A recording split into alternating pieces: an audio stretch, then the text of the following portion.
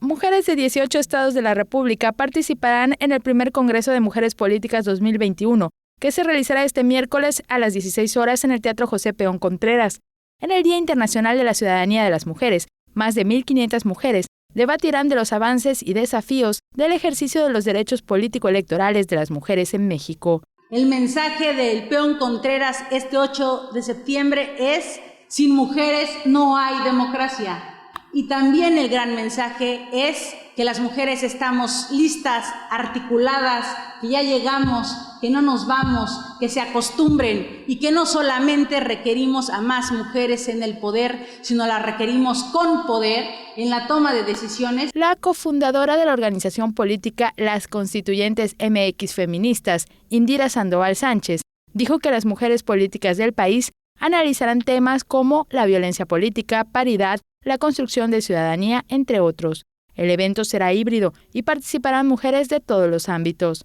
Van a participar magistradas, consejeras electorales, diputadas, regidoras, exregidoras, académicas, integrantes de organizaciones de la sociedad civil. Va a ser un evento híbrido, es decir, va a ser presencial, pero también va a ser virtual.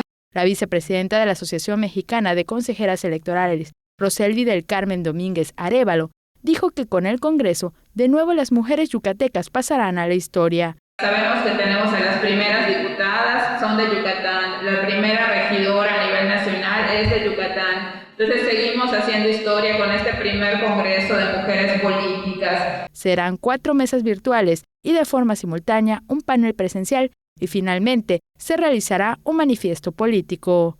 Con imágenes de Efraín Rodríguez, Maribel Vega, Tele Yucatán, te informa.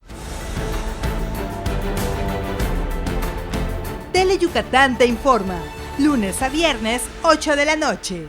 Síguenos.